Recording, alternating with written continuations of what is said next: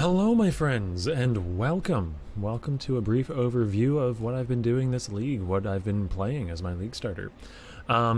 This build that I've termed the Rainbow Trapper is probably the most powerful league starter I've ever played, and possibly the most powerful build I've ever played, at least in the single target department. Its clear speed is perfectly respectable, I'd say good, above average, but nothing to write home about. However, in terms of single target, this build absolutely knocks it out of the park. And I will briefly walk you through exactly how. I called it the Rainbow Trapper. I am currently using the reworked Fire Trap, but if we look at my tooltip, you'll see that I'm doing about as much lightning and cold damage as I am fire. Quite a bit of fire still, but it's more tri-ele than anything, and the reason why this is effective is because Fire Trap has 200% effectiveness of added damage now. And that means any 1 point of damage added to it is going to be doubled, which is pretty silly. On top of that, it also adds damage to itself through 128 to 192 added fire damage against burning enemies, but we'll get back to that. In order to take advantage of this build is built around a unique from last league, a prophesied version of Malachi's Simula called Malachi's Awakening. It gives you blood magic, which in this build just gives you license to print traps. My health regen is more than enough to sustain the cost of throwing them, so I can just spam traps forever. It gives you a bit of all res, some spell damage, some strength. Those are all nice things. But the most important thing is that it gives you about 1 million spells. About 1 million flat damage to spells, rather. Forgot the two important words. And it does come in 3 different flavors, cold, fire, and lightning, which is why I'm wearing a Shroud of the Lightless. Shroud of the Lightless then gives me 37% penetration for all of those elemental damage types. And if we look at the rest of my gear, you'll see there's a bunch of Abyssal Jewels as well, with flat added damage to spells, and also pen if you haven't killed recently. Very powerful stat. And we've got 1 hair trigger to get our traps to trigger. This is using trigger AoE in order to trigger our traps. A lot of these jewels are self-crafted, as this is only day 6? 5, I can't count, of the league, so I've had to make do with what I can make, but what I can make turned out to be pretty darn good. A few of them I bought with 3 mods and exalted, a few of them I crafted from scratch.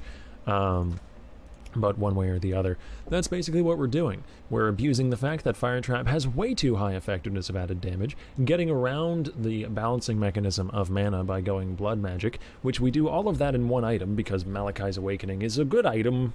I don't know why this is in the game with also this being in the game, but they decided it would be so. Evidently this was not seen, and in the end we get absolutely busted damage, and I will demonstrate that. I've prepped this Hydra map, and let me just go ahead and bring her down. Do we have any mods on this? I honestly didn't check. We've got some boss life, some extra damage as fire, bloodlines, which might explain the map drops I got, and Solaris Fanatics, which doesn't do anything here, so let's go ahead. We're going to let her port out before I really unleash my damage.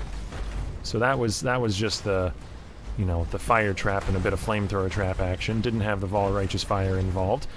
And here we go. Let's see if we can get everything unloaded on her at once. Boom, boom, boom. And that's a dead Hydra with extra boss life. So as you can see, the single target is quite respectable, and what really scares me about this build, well, a few things. 1, this dagger is not shaper touched. It could have elemental damage gained as extra chaos, so we can get another 15% more damage there. These are not a pair of bubonic trails. If I rebalance my resistances, I just need some better gear for that, then I can fit bubonic trails into the build, and that's 2 more abyssal sockets. That's probably about another 10 to 15% more damage.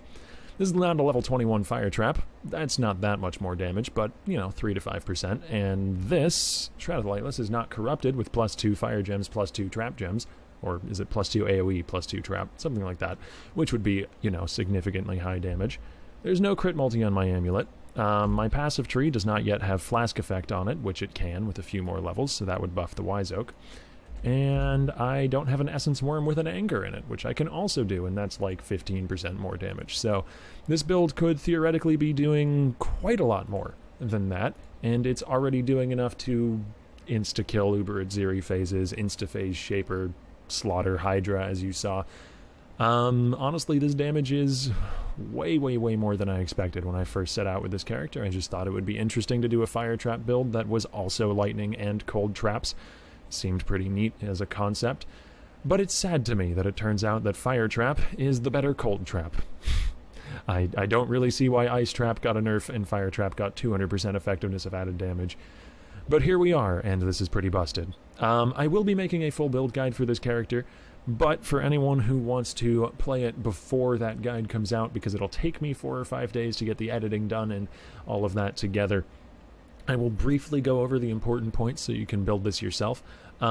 If you're not interested in that, thanks for watching. I hope you enjoyed the Hydra kill. I hope you think Fire Trap is as neat as I do. And I hope to see you in the next video, or maybe on my stream sometime. You can check the description below for a link to that. But let's dig into what makes this thing really tick. So as I mentioned earlier, Malachi's Awakening is core. You get this item by getting the Nightmare Awakens prophecy, a Malachi's Simula, and killing the boss in the core map. This build can do that without having Malachi's Awakening. I did it myself on day 2 of the League in order to upgrade the mask and make the build function.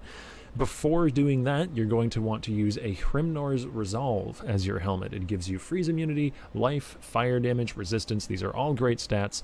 It's a great stand-in until you get the Awakening, but trust me, the Awakening will double your damage. Actually, I can just demonstrate. 26,800, 13,100.